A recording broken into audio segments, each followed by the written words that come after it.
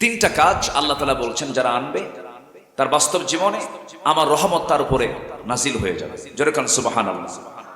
এরপর আল্লাহ তাআলা বলছেন ইন্নাল্লাযীনা আমানু ওয়াল্লাযীনা হাজারু, যারা হিজরত করবে। হিজরত মানে হচ্ছে দুটা।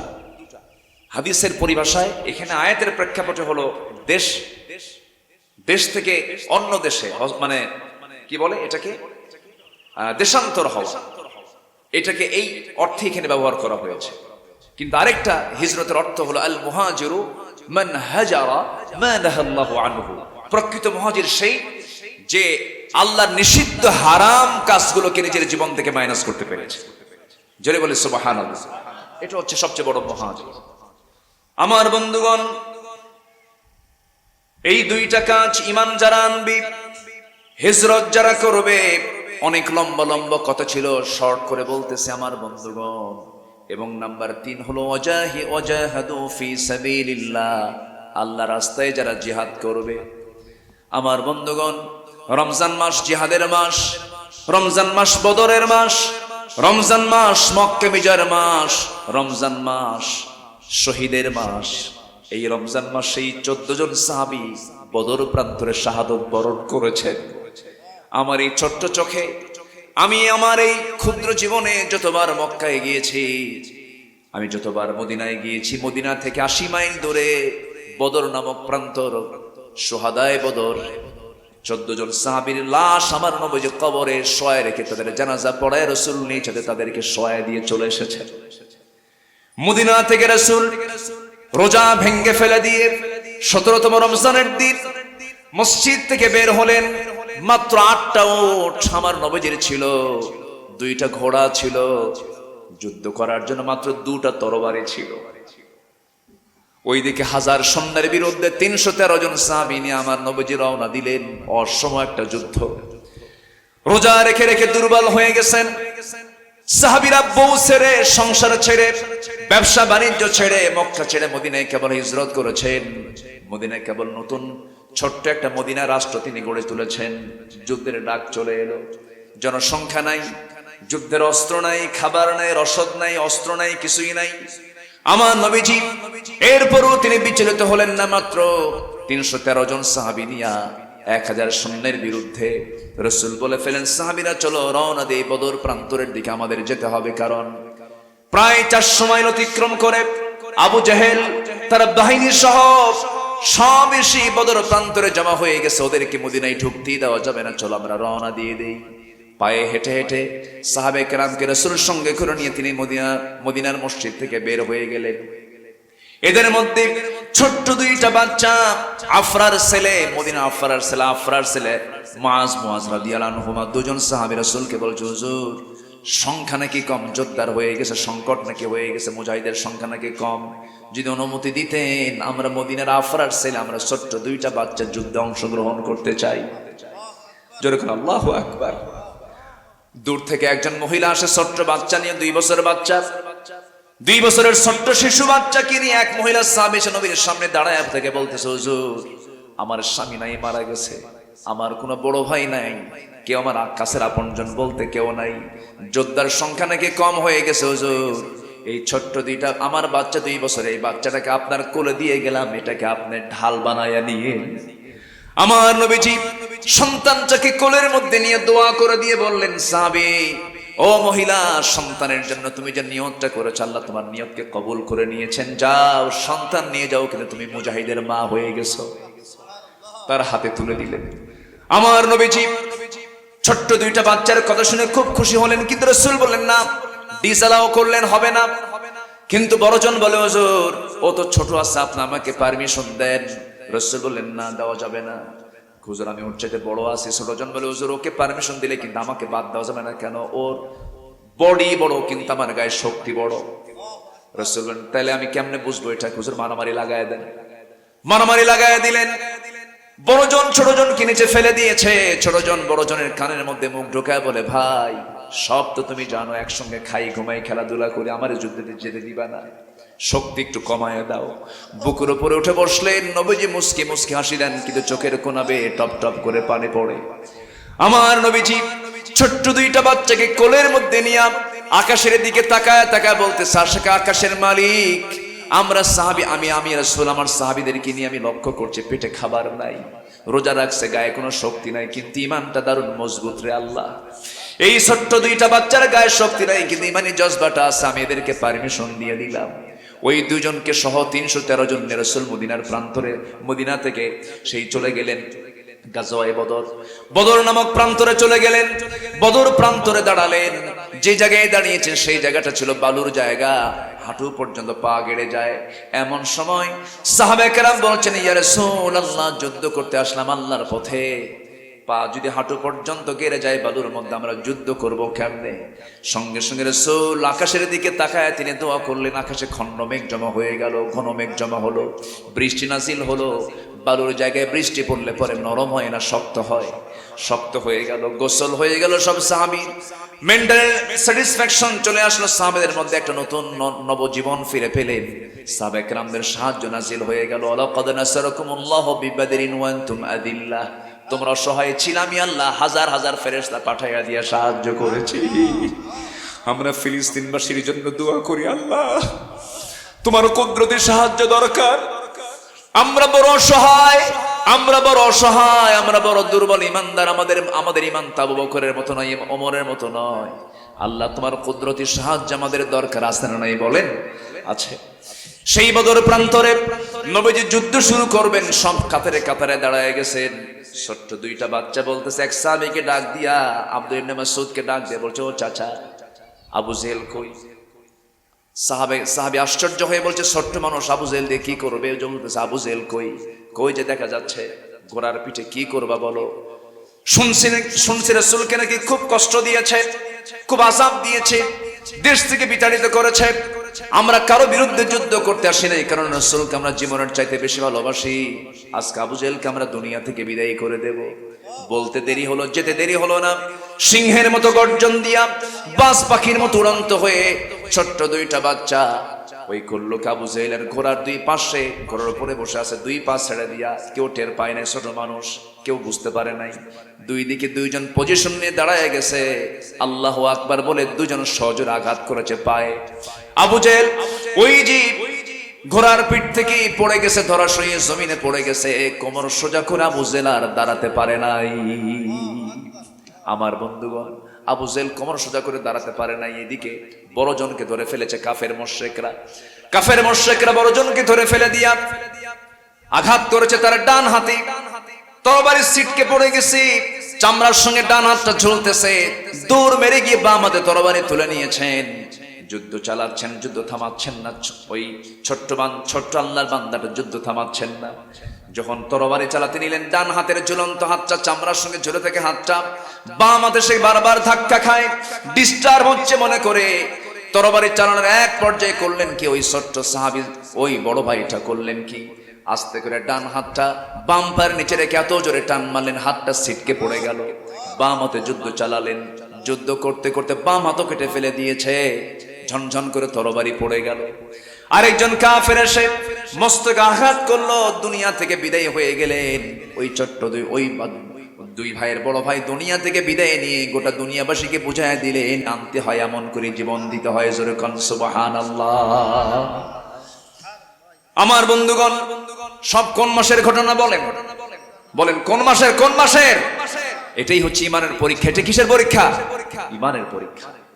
আমার বন্ধুগণ, এই কাজগুলো কোন বান্দা যদি করতে পারে, আল্লাহ রাব্বুল আলামিন বলছেন, ইন্নাল্লাযীনা আমানু ওয়াল্লাযীনা হাজারু ওয়া জাহাদু ফি সাবিলিল্লাহ উলাইকা ইয়ারজুনা রাহমাতাল্লাহ ওয়াল্লাহু গফুরুর রহিম। এই তিনটা কাজ যদি কোনো বান্দা করতে পারে, আল্লাহ বলছেন আমি আল্লাহ আমার রহমত তার উপরে নাজিল হয়ে যাবে। যেরকম সুবহানাল্লাহ। আসসালামু আলাইকুম ওয়া রাহমাতুল্লাহি ওয়া বারাকাতুহু।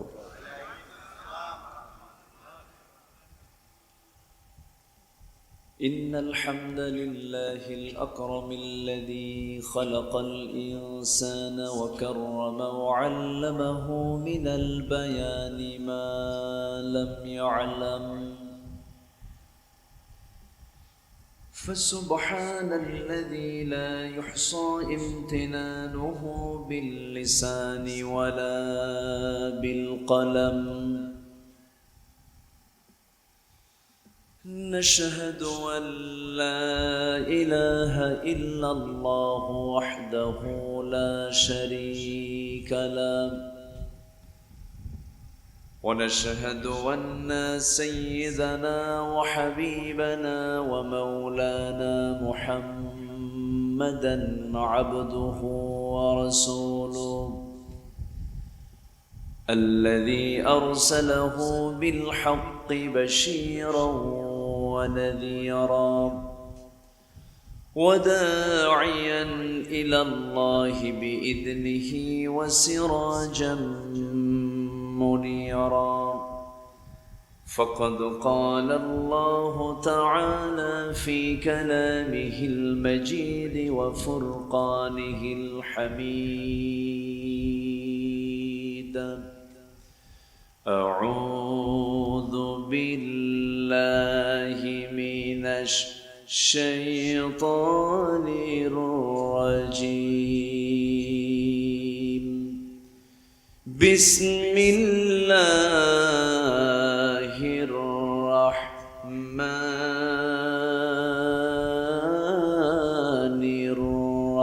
الرحيم. إن الله وملائكته يصلون على النبي يا أيها الذين آمنوا صلوا عليه وسلموا تسليما. اللهم صل على سيدنا مولانا محمد وعلى آل سيدنا مولانا محمد. بلغ العلا بكماله كشف الدجى بجماله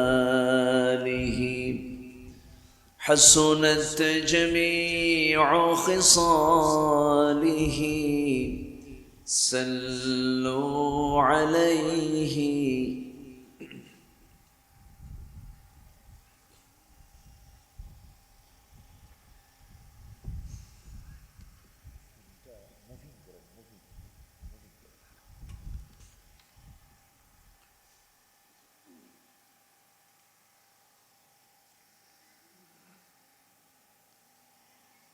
টাঙ্গাইল জেলার সদর উপজেলার কুমুল্লী নামদার শিকদারপাড়া বাইতুল নূর জামে মসজিদ মাহফিল ইন্তেজামি কমিটি কর্তৃক আয়োজিত ষষ্ঠ বার্ষিকী তাফসীরুল কুরআন মাহফিল ওয়াজ মাহফিল 2024 বছরের শ্রেষ্ঠ মাস মাহে রমজানে অনুষ্ঠিত আজকের এই মহৎ আয়োজনের সম্মানিত সুযোগ্য সভাপতি, আজকের প্রোগ্রামের বরেণ্য সাহেবে সদর সুফি মিয়া জান হাফিজে মাদ্রাসার সম্মানিত মুহতামিম জনাব হাফেজ আমিনুল ইসলাম, আজকের মাহফিলের বরেণ্য অতিথি, বিশেষ করে আমার পূর্বে কথা বলেছেন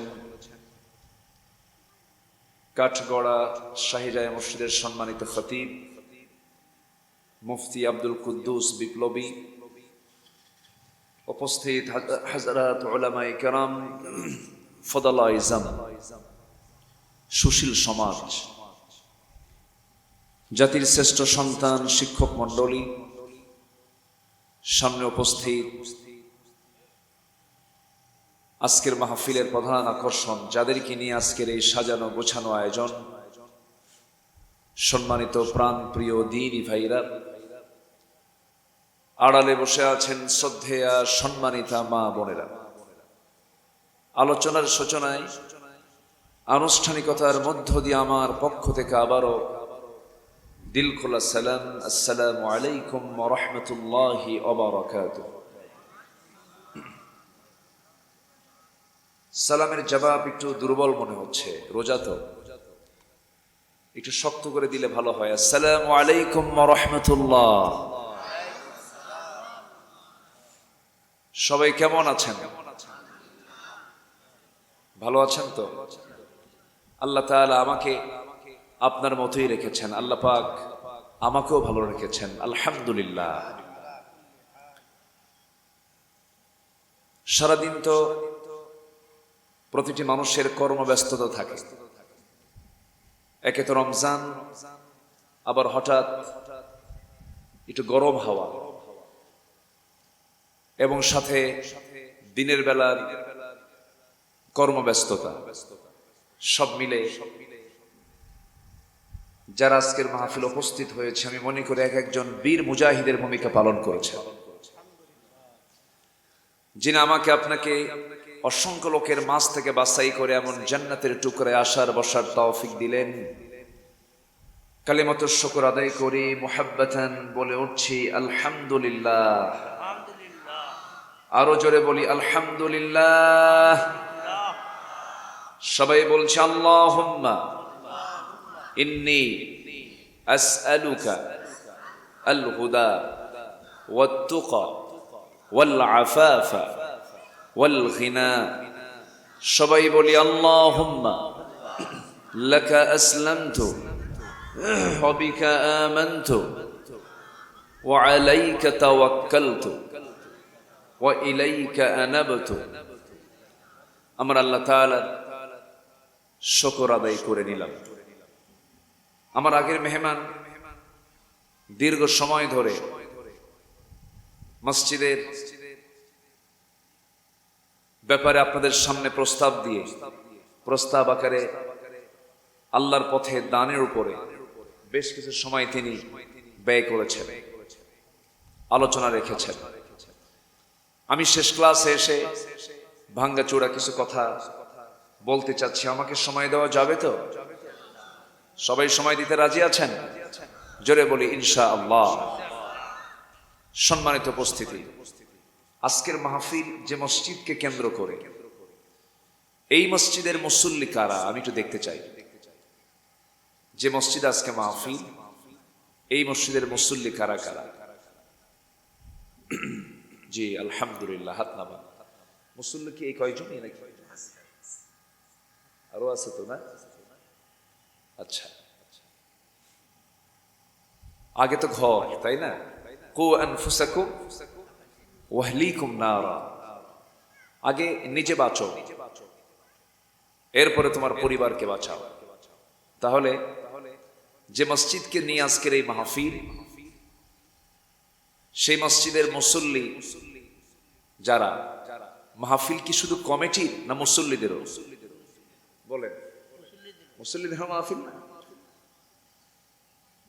জি, এই মসজিদ আল্লাহ তাআলা নিজে ঘোষণা করেছেন। মসজিদ কিন্তু কারো না, কোন ব্যক্তির না। মসজিদটা কার ঘর? আসতে বলবেন না, কার ঘর? আল্লাহর ঘর। যদিও লিল্লাহি মুলকুস সামাওয়াতি ওয়াল আরদ, ঠিক আছে, আসমান জমিনে যা কিছু আছে সব আল্লাহ তাআলা, কিন্তু মসজিদ হচ্ছে স্পেশাল, এটা আল্লাহর ঘর। এবং হাদিস এসেছে, যে ব্যক্তি মসজিদ বানাবে আল্লাহ তার জন্য জান্নাতে ঘর বানাবে। মনে হয় অফারটা খুব দুর্বল হয়ে গেছে নাকি? এই প্রস্তাব যে আল্লাহ দিয়েছেন দুর্বল মনে হচ্ছে নাকি? জোরে বলেন না সুবহানাল্লাহ। আল্লাহ যদি ঘর বানায় দেন, ওর মধ্যে তো রডের বদলে বাঁশ থাকবে, তাই না? এরকম কোন ঘর হবে?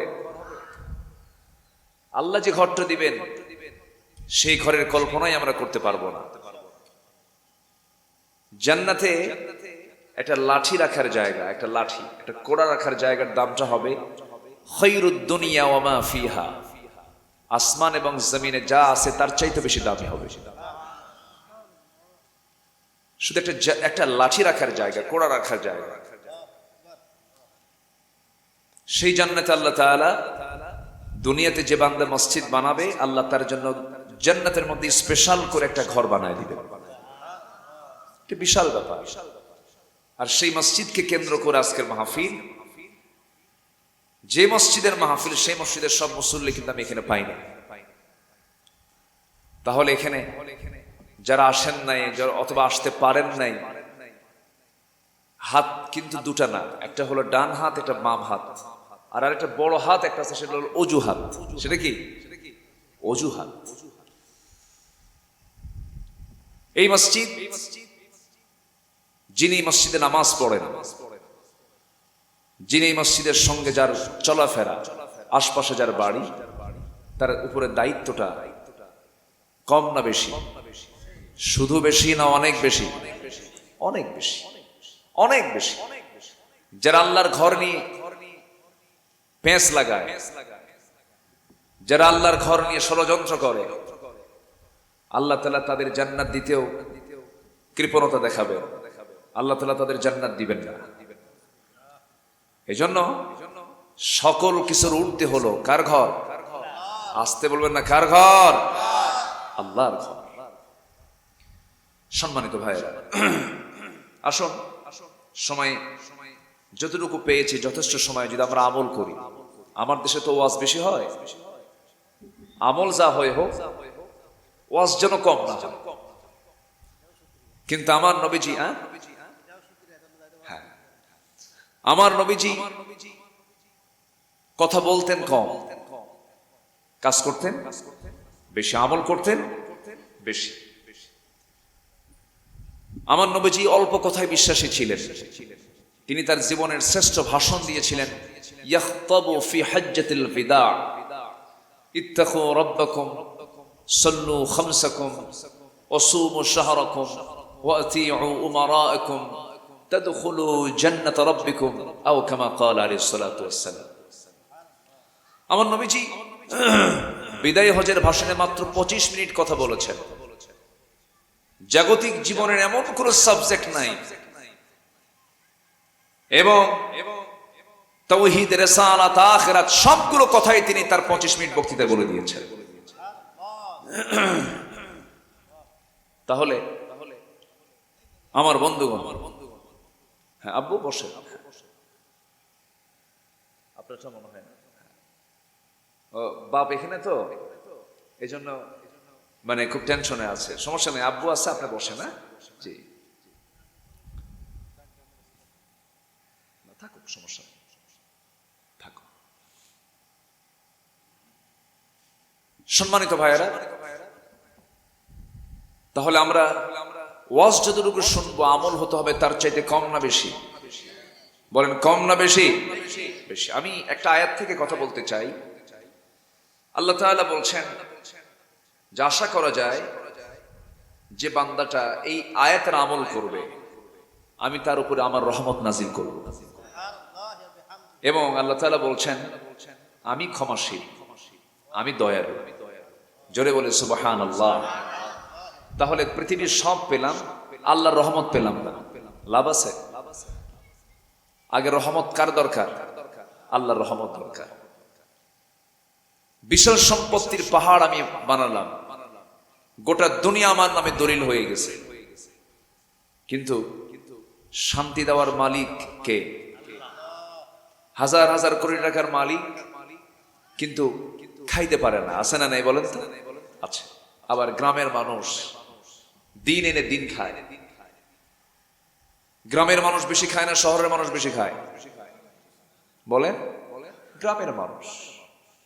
শহরের হাজার কোটি টাকার মালিক খেতে বসলে আগে চার্ট নিয়ে বসে, সহকারীকে বলে দেখতো আমার কি কি খাওয়া যাবে, বলে দেয় একটা রুটি খাবে। কয়টা? একটা। হাফ কেজি আঙ্গুর সামনে ঝুলানো আছে, সেখান থেকে একটা আঙ্গুর খাওয়ার পর বলে খবরদার, 2টা খাওয়া যাবে না, 1.5টা খাওয়া যেতে পারে। তাহলে 1000 কোটি টাকার মালিক, খাওয়ার কোনো কায়দা নেই। আর গ্রামের মানুষকে চাট নিয়ে বসে, প্লেট নিয়ে বসে না, কিনে বসে, এলাকায় কি করে, ডিশ নিয়ে বসে, গামলা নিয়ে বসে। এক ডিশ পান্তা মেরে দেওয়ার পরে যখন বলা হয় খাইছো কেমন, কারেক ডিশ হলে ভালো হয়। এই জন্য রহমত দরকার। কার কার রহমত দরকার? আল্লাহর রহমত দরকার। আমার বন্ধুগণ, রহমত আসবে কখন? যে আয়াত থেকে আমি কথা বলতে চাই, মহান রব্বুল আলামিন সুন্দর করে বলছেন, ইন্নাল্লাযীনা আমানু ওয়াল্লাযীনা হাজারু ওয়াজাহাদু ফি সাবিলিল্লাহ উলাইকা ইয়ারজুনা রাহমাতাল্লাহ ওয়াল্লাহু গফুরুর রহিম। জোরে বলুন আল্লাহু আকবার। নিঃসন্দেহে যে বান্দার ভিতরে 3টা কাজ থেকে যাবে, সে বান্দার উপর আল্লাহর রহমত নাজিল হয়ে যাবে। আল্লাহ নিজেই তা ওয়াদা করছেন। নাম্বার 1 হলো ইন্নাল্লাযীনা আমানু, নিঃসন্দেহে যারা ঈমান আনবে। কার উপরে? হয়তো বলবেন হুজুর একটা কাজ ঈমান আনে, ঈমান তো অনেক আগে আছে। আমার বাপের নাম শহীদুল ইসলাম, দাদার নাম শরীফুল ইসলাম, আমার নাম আমিনুল ইসলাম, 3 ইসলাম আমার মধ্যে আছে, আমি তো ঈমানদার। বলতেই পারে, কিন্তু আল্লাহ তাআলা ঈমানদারকে আবার ডাক দিয়ে বলছেন, ইয়া আইয়ুহাল্লাযীনা আমানু আমিনু, ঈমানদাররা ভালো করে ঈমান আনো। আছে না এমন আয়াত? আছে না? আচ্ছা, এখানে আলেম ওলামা আছে। আমি সারা জীবন আমার এই 25 বছর 26 বছরে আমি যখন আলোচনায় যাই, আমি চেষ্টা করি আয়াত হাদিসকে সামনে রেখে কিছু কথা বলা। আমার মধ্যে অযাচিত কোনো কথা আমি আসতে দেই না। মাহফিলের মঞ্চকে আমি রঙ্গমঞ্চ বানাতে দেই না। উচিত সেইভাবেই কথা বলা, যেভাবে কথা বলতে শিখিয়েছেন মুহাম্মদুর রাসূলুল্লাহ সাল্লাল্লাহু আলাইহি ওয়াসাল্লাম। একটু মনোযোগ দিয়ে কান দিয়ে একটু শুনতে হবে। তবে হ্যাঁ, ফাঁকা পেটে কিছু ভাল লাগে না। আমি এমন সময় উঠেছি পড়ন্ত বেলায়, সবার মধ্যে একটা ক্লান্তির ভাব। আমি কি কথা কন্টিনিউ রাখবো? কথা বলবো তো নাকি? আমার কথা বোঝা যায় তো? বলি আলহামদুলিল্লাহ। সম্মানিত ভাইরা, আল্লাহ তাআলা আরেক জায়গায় বলছেন, ঈমান এনেছি, এটা বললে কি তুমি পার পেয়ে যাবে না? আছে না একটা আয়াত? আল্লাহ রাব্বুল আলামিন বলেন, আহাসিবান নাস আন ইউতরাকু আন ইয়াকুলু আমান্না ওয়া হুম লা ইফতানুন। মানুষের ধারণা ঈমান এনেছি এতটুকু শব্দ বললাম আর আমি ছাড় পেয়ে গেলাম না। অবশ্যই তাকে পরীক্ষা করা হবে। পরীক্ষার কথা বলেছেন কে? আল্লাহ তাআলা। ঈমানদারের জীবনে পরীক্ষা আসবে, এটি হলো স্বাভাবিক। ঈমান আছে যার, পরীক্ষা আছে তার। আল্লাহ রাব্বুল আলামিন অন্য জায়গায় বলেন, ওয়ালানাবলুওয়ান্নাকুম বিশাইইম মিনাল খাউফি ওয়াল জু'i ওয়া নাকসিম মিনাল আমওয়ালি ওয়াল আনফুসি ওয়াথ থামারাত ওয়া বাশশিরিস সাবিরিন الذين إذا أصابتهم مصيبة قالوا إنا لله وإنا إليه راجعون। জোরে বলুন আল্লাহু আকবার। লামে তাকিদ, নুনে তাকিদ প্রয়োগ করে আল্লাহ রাব্বুল আলামিন বলছেন, অবশ্যই আমি তোমাদেরকে পরীক্ষা করব। পরীক্ষা করা হয়েছে আম্বিয়া কেরামকে, পরীক্ষা করা হয়েছে সাহাবায়ে কেরামকে। এই জন্য আমরা যেন ঈমানের দাবি করব, এই বিষয়টা মাথায় রাখতে হবে। যে ব্যক্তি ইমানদার সে কাফেরকে না চিনলো, মুনাফিককে না চিনলো, মুনাফিক তাকে ঠিকই চেনে। ঠিক কিনা বলেন? মুনাফিক তাকে ঠিকই চেনে। আজকে 180 কোটি মুসলমানের দুনিয়া, 180 কোটি, 700 কোটি মানুষ পৃথিবীতে। সবচাইতে বৌদ্ধ ধর্মের মানুষ বেশি, সেকেন্ড হলো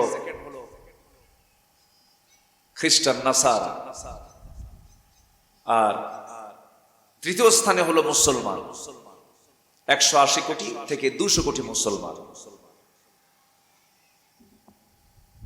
আর গোটা পৃথিবীতে আরেকটা জাত আছে, সেটা হলো ইহুদি, জিউস। তাদের সংখ্যা হলো 1 কোটি প্লাস, অনলি 1 কোটি সামান্য কিছু। কিন্তু আমেরিকার মোট জনসংখ্যার 2% হচ্ছে ইহুদি। আমেরিকার ক্ষমতায় কোন প্রেসিডেন্ট বসবে এটা ফায়সালা দেয় হলো ইহুদিরা। গোটা পৃথিবীর ওয়ার্ল্ড ট্রেড, বিশ্ব বাণিজ্য নিয়ন্ত্রণ করে হলো ইহুদিরা। সম্মানিত ভাইরা, 180 কোটি মুসলমান পৃথিবীতে একটা ঘর আছে, মসজিদ আছে। এই মসজিদের নাম আমরা রেখেছি। মসজিদের নাম কি? বাইতুল নূর। আশেপাশে আরো মসজিদ আছে, এগুলো মসজিদের নামগুলো আমরাই রাখছি। একটা মসজিদের নাম আল্লাহ তাআলা নিজে রেখেছেন। বলেন সেই মসজিদের নাম কি? হ্যাঁ, বাইতুল আকসা। বাইতুল আকসা প্রথম ঘর। ইন্না আউওয়ালা বাইতু উদিআ লিন-নাস লাল্লাযী বিবাক্কা, এটা তো আছে। কিন্তু আল্লাহ তাআলা নিজে একটা মসজিদের নাম রেখেছেন। সেই মসজিদের নাম হলো কি? মসজিদুল আকসা। সেই মসজিদুল আকসা, যে মসজিদ নির্মাণ করেছেন সুলাইমান ইবনে দাউদ আলাইহিস সালাতু ওয়াস সালাম, সেই মসজিদ আজকে ইহুদিরা অবরুদ্ধ করে রেখেছে। ফিলিস্তিনের আকাশে মুহূর্তে মুহূর্তে মুরহ করে কিছুক্ষণ পর পর বিমান হামলা হচ্ছে। নবজাতক বাচ্চাগুলো শরীর থেকে ফিঙ্কি দিয়ে রক্ত পড়ছে, শেষ করে দেওয়া হচ্ছে। বলেন তো, গোটা পৃথিবী মুসলমানদের জন্য আজকে কোন মাস? বলেন কোন মাস? আজকে রমজানের কয় তারিখ? কততম রমজান? হ্যাঁ, 19 রমজান চলছে। আচ্ছা, আমরা জানি রমজান মাসটা হলো রোজা রাখার মাস, সিয়ামের মাস। কিন্তু আমরা কি জানি বিজয়ের মাস কোনটা? বলেন তো। ডিসেম্বর। বলেন, বাংলাদেশের বিজয় ডিসেম্বর। ঠিক আছে। আচ্ছা, আমার কথা কি রাগ করতেছেন আপনারা? আমার কথার মধ্যে আমি ওই যে আশেপাশে কথা বলতে পারি, একটু কান লাগায় শুনতে হবে কথা। আমাদের দেশে বিজয়ের মাস হলো ডিসেম্বর, স্বাধীনতার মাস হলো মার্চ মাস। কিন্তু ইসলামে আল্লাহ তাআলা একটা বিজয়ের নামে সূরাই দিয়েছেন, সূরাতুল ফাতাহ। সূরাতুল ফাতাহ মানে বিজয়ের সূরা। এই বিজয় বলতে জানেন, এই বিজয় বলতে বলা হয়েছে ফতেহ মক্কা। ইন্না ফাতাহনা লাকা ফাতহাম মুবিনা। মক্কা বিজয় কোন মাসে বলেন তো? বলেন কোন মাস? এই রমজান মাস। আচ্ছা, এরপরে মুসলমানরা প্রথম যেবার রোজা ফরজ হলো দ্বিতীয় হিজরিতে, মাত্র 16টা রোজা রেখেছেন। কয়টা? 16টা। 17তম রমজানের দিন যুদ্ধের ডাক এলো, প্রথম যুদ্ধ। যেবার রোজা ফরজ হয় সেবারই এই বদর যুদ্ধের ডাক চলে আসে। বদর যুদ্ধটা অনুষ্ঠিত হয়, বলুন তো সবাই কোন মাসে? একটু বলতে হবে কোন মাসে বলেন? রমজান মাসে, 17ই রমজান। তাহলে যুদ্ধের মাস, স্বাধীনতার মাস, বিজয়ের মাস মুসলমানদের জীবনে কোন মাস বলেন? বলেন কোন মাস? রমজান মাস। আমরা কত বিজয় বললাম, কত স্বাধীনতার নাম উচ্চারণ করলাম, কিন্তু আমরা কিন্তু আজ পর্যন্ত অনেকেই জানি না রমজান মাস হলো ফতে মক্কার মাস, রমজান মাস হলো গাজায়ে বদরের মাস। আমরা অনেকে জানি না। তাহলে তারা রোজা রেখেছেন, রোজা রেখে কি করছেন? যুদ্ধ করেছেন, বিজয় এনেছেন। আজকে ফিলিস্তিন মাত্র 1 কোটি ইহুদি, 1 কোটি ইহুদি, আর গোটা পৃথিবীতে 180 কোটি মুসলমান। কোন সারা শব্দ নাই, চুপচাপ। কিয়ামতের দিন ওই খোলা আকাশের নিচে থাকা ওই অবোধ শিশুটা যদি আল্লাহর আদালতে মামলা দায়ের করে, যে শিশুটা গত রাত্রে তার বাবাকে হারিয়েছে, মাকে হারিয়েছে, খোলা আকাশের নিচে দাঁড়ায়া আকাশের মালিকের দিকে তাকায় বলছে, আল্লাহ, ও আল্লাহ, আমার তো কেউ নাই, আমার মাও নাই, বাপও নাই, আমার তো সব চলে গেছে, আমি খাবো কি আল্লাহ? আমার সেই খাবারটাও নাই। আল্লাহ, আমি শুনেছি পৃথিবীতে নাকি 180 কোটি মুসলমান আছে, তোরা তো আমার জন্য কিছু করলো না। আল্লাহ, তোমার আদালতে মামলা দিলাম, আমার সিয়াম যাবে কোথায়? আমার কিয়াম যাবে কোথায়? আমার তাহাজ্জুদ যাবে কোথায়? আমার এই চেতনা আমার যাবে কোথায়? কি জবাব দিব আল্লাহর আদালতে? জানেন, আমি ওই দৃশ্যগুলো দেখলে, প্রযুক্তির কল্যাণে একটু দেখার সুযোগ আছে, মাথা ঠিক থাকে না। নিজের সন্তানের দিকে তাকালে মনে হয় সন্তানের প্রতি কি দরদ, আর ওই সন্তানগুলোকে পাখির বাচ্চার মতো গুলি করে হত্যা করতেছে। সম্মানিত ভাইয়েরা, ঈমান এনেছি, ঈমানের গুণ আমাকে অর্জন করতে হবে, ঈমানদার আমাকে হতে হবে। আম খেতে ভারী মজা, 1000বার লিখলে হবে না। আমের মজা পেতে হলে আম নিতে হবে কোথায়? কোথায় নিতে হবে? জিহ্বায় নিতে হবে, তাহলে স্বাদটা আমরা বুঝতে পারবো। আমার বন্ধুগণ, একটু কান লাগাতে হবে। সাহাবে কেরাম রমজান মাস যেবার প্রথম রোজা ফরজ হলো, প্রথম রোজাটা প্রথমবার যে রোজাটা ফরজ হলো, রমজান মাস এলো, আল্লাহ রাব্বুল আলামিন ইমানদারকে লক্ষ্য করে হুকুম দিলেন। মদিনায় এই আয়াতটা নাযিল হয়েছে, এটাও সূরাতুল বাকারা। যারা পারেন ঠোঁট মিলিয়ে বলুন, কুতিবা আলাইকুমুস সিয়াম কামা কুতিবা আলাল্লাযীনা মিন ক্বাবলিকুম লাআল্লাকুম তাত্তাকুন। তোমাদের জন্য লিখিত আকারে পাশ করা হয়েছে। সংবিধান রচনা হয় 2 ভাবে, পৃথিবীতে এখনো দেখবেন সংবিধান 2 ভাবে, একটা মৌখিক, একটা লিখিত, একটা লিখিত, একটা অলিখিত। আপনারাই বলুন, লিখিত সংবিধান মজবুত হয় না, মৌখিক সংবিধান মজবুত হয়? বলেন, লিখিত না মৌখিক? লিখিত, মুখটা এটা হেরেও যেতে পারে, কিন্তু লেখাটা হারায় না। আল্লাহ তাআলা রোজাটা ফরজ করেছেন ঠিক আছে, কিন্তু লিখিত আকারে ফরজ করেছেন। একটু জোরে বলে সুবহানাল্লাহ। আল্লাহ তাআলা ফরিদা বলতে পারতেন না? ইয়া আইয়ুহাল্লাযীনা আমানু কুতিবা না বলে ফরিদা আলাইকুমুস সিয়াম বলতে পারতেন। ফরিদা না বলে কি বলেছেন? কুতিবা, লিখিত আকারে পাশ করা হয়েছে। তাহলে এটার গুরুত্ব কম না বেশি? আচ্ছা, রোজা ভেঙে ফেলা লোক তো আমার দেশে নাই। আস্তে কর, রোজা ভেঙে ফেলা লোক আমার দেশে কম না বেশি?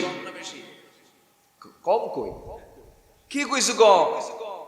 রোজা কয়জন রাখে? রোজা রাখে না তো মানুষ। কোথায় রোজাদার? কোথায় রোজাদার বলেন? আপনি আশ্চর্য হবেন। আপনি রেডিসনের সামনে দাঁড়ান, আপনি সোনারগাঁ হোটেলের সামনে দাঁড়ান, 5 স্টার হোটেলের সামনেগুলোতে দাঁড়ান, আপনি টাঙ্গাইলে যান, মূল শহরে যান, হোটেলগুলোর সামনে পর্দা করে বলে ভিতরে যত্ন সহকারে খাওয়ানো।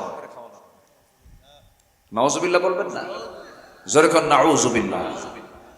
সম্মানিত ভাইয়েরা, রমজান মাসে রমজানকে পবিত্র রাখার জন্য সকল প্রকার বেহায়াপনা বন্ধ করার দরকার ছিল কিনা বলেন? বেহায়াপনা কি রমজান মাসে কমছে? আজ থেকে কমছে? বরঞ্চ গতকাল ঢাকা ইউনিভার্সিটিতে গত পরশুদিন কোন জন অনুষদ, আমিও ঢাবির ছাত্র ছিলাম, আমি ঢাকা ইউনিভার্সিটিতে পড়াশোনা করেছি, বাংলা সূরা পড়ছি কিছু। সে জায়গায় ছেলে মেয়ে অবাধে রং না খায়া, রং লাগায়া, বুকের ওড়না খুলে দিয়া নাচানাচি করতেছে। প্রশ্ন করা হলো, নাচতেছে রোজা নাকি? রোজা আছি তো। রোজা রোজার জায়গায়, আনন্দ আনন্দের জায়গায়। উচিত ছিল ধরে এদেরকে পিটায় সোজা করা। রোজা রোজার জায়গায়, আনন্দ আনন্দের জায়গায় মগামগি, টোনাটনি, কেউ কারো কোনো পরিচয় নেই, উলঙ্গ অবস্থায় তারা নাচানাচি করতেছে। যেরকম নাউজুবিল্লাহ। কোন মাসে? আসতে বলবেন না কোন মাসে? তাহলে আমি যদি বলি আমার দেশের রোজা আজকে বেহায়াপনার আঘাতে চূর্ণ বিচূর্ণ, আমি কি ভুল বলছি? সবে কদর কোন দশকে? শেষ দশক। শেষ দশকের জোর না বেজোর? রাসূল বলেও দিয়েছেন, তোমরা বেজোরের শেষ দশকের বেজোরটা তোমরা তালাশ করো। 21, 23, 25, 27, 29। আচ্ছা বলেন তো, আমার দেশের সকল শপিং মল, মার্কেট গুলোতে শেষ দশকে মার্কেটে লোকের সংখ্যা কম না বেশি? সেখানে পুরুষ বেশি না মহিলা বেশি? দিনের বেলা বেশি না রাত্রের বেলা বেশি? রাতের বেলা। ওরা কদর তালাশ করতে যায়। কার্বন, কার্বো, কারমে, আমরা রোজাদার। আমরা কি রোজাদার? শুধু আপনি আমার কথা শুনছেন না, কিন্তু আমার কথাগুলো প্রযুক্তির কল্যাণে কোটি কোটি মানুষের কাছে কথাগুলো চলে যাবে। এখন কোনো কথা আর সামান্য লোকের মাঝে থাকে না, সব কথা এটা চলে যাবে গোটা দুনিয়া জুড়ে আগামীকালকের মধ্যেই। তাহলে শেষ দশক হচ্ছে কদর তালাশ করার জন্য আল্লাহ তাআলা দিলেন, ওয়ান্তুম আকিফুনা ফিল মাসাজিদ, তোমরা ইতিকাফের মধ্য দিয়ে তোমরা শেষ দশকে কদর তালাশ করো। আর আমার দেশে মা বোনেরা তারা কদর তালাশ করতে যায় কোথায়? মার্কেটে। আলহামদুলিল্লাহ, যেরকম নাউজুবিল্লাহ। এগুলো কি ওয়াজ করে বন্ধ হবে? আমাদের যিনি পাখি, আমার আগের মেহমান, তিনি বলে গেছেন, আমাদের যিনি কোরআনের যিনি পাখি ছিলেন, আল্লাহু আকবার, আল্লাহ তুমি তার বর্ণাঢ্য জীবনকে কবুল করে নাও, তুমি তার কবরটাকে জান্নাতের নূর দিয়ে মুনাফার করে দাও। আমি গত রমজানের ফার্স্ট কয়েকটা রমজানে যাওয়ার পর আমি ওনার বাসায় গিয়েছিলাম। ওনার ওয়াইফ চাচি আমার সঙ্গে একটু কথাবার্তা বললাম, শুনলাম কিছু কথা। উনি অনেকদিন আগে একদিন আমাকে বলতেছেন, পার্লামেন্টে আমি গিয়েছি, এমনি বেড়াতে গিয়েছি, 2004 সাল হবে। আমাকে বলতেছে, আলামিন একটা কথা বলি। বললাম, হুজুর বলেন। এই যে দেখো না 330 জন যেখানে এমপি, এই 330 জন এমপি যদি আল্লাহওয়ালা হয়, এই জাতি আল্লাহওয়ালা হয়ে যেত। কি কথা কি বুঝতেছেন আপনারা? এই জাতি আল্লাহওয়ালা হওয়ার জন্য এই 330টা লোক শুধু যদি টার্গেট করে যদি পাঠানো যেত, দেশটা জান্নাতের টুকরা হয়ে যেত। আমরা সব বুঝি, কিন্তু এগুলো বুঝি না। এগুলো বুঝতে গেলেই কল্লা যাওয়ার সম্ভাবনা থাকে, এটাকে ভয় পায় অনেকে। একটা বিষয় মাথায় রাখবেন, কল্লা দেব, আল্লাহ দেব না। জীবন উৎসর্গ করব, ঈমান বেঁচে খাবো না। জোরে বলি ইনশাআল্লাহ, জোরে বলি ইনশাআল্লাহ।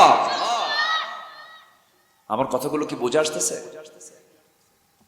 সম্মানিত ভাইরা,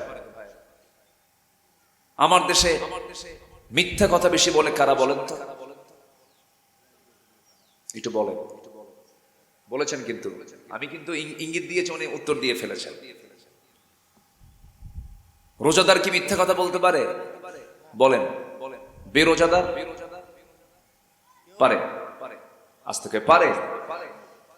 হ্যাঁ কেন? রোজাদারও মিথ্যা কথা বলবে না, বেরোজাদারও মিথ্যা কথা বলবে না। বেরোজাদের জন্য মিথ্যা কথা না বলে এটার প্র্যাকটিস করার জন্য কোন মাস দিয়েছেন? রমজান মাস দিয়েছেন। রমজান মাস আসলো, মিথ্যা ছেড়ে দেওয়ার প্র্যাকটিস করো। বাকি 11 মাস যেন একটা মিথ্যা কথা মুখ থেকে না বের হয়। আল্লাহু আকবার বলেন। কিন্তু আজকে মিথ্যা কথা বলে কারা বেশি জানেন? যারা আমাদেরকে চালায়, যারা আমাদেরকে চালায় তারা বেশি মিথ্যা কথা বলে। তাজা ধরফরা মিথ্যা কথাগুলো বলে আমরা শুনি। অথচ আল্লাহ তাআলা বলছেন, তুমি কি জানো একটা আমল করো, আমি তোমার সমস্ত ভুল আমলকে ঠিক করে দেব। যেরকম সুবহানাল্লাহ। আল্লাহ রাব্বুল আলামিন বলেন, ইয়া আইয়ুহাল্লাযীনা আমানু ইত্তাকুল্লাহা ওয়া কুলু কাওলান সাদীদান يصلح لكم أعمالكم ويغفر لكم ذنوبكم ومن يطع الله ورسوله فقد فاز فوزا عظيما جربون الله أكبر ইমানদারেরা তোমরা আল্লাহকে ভয় করার মতো ভয় করো, আর তোমরা সোজা সাপটা কথা বলো, মিথ্যা কথা বলো না।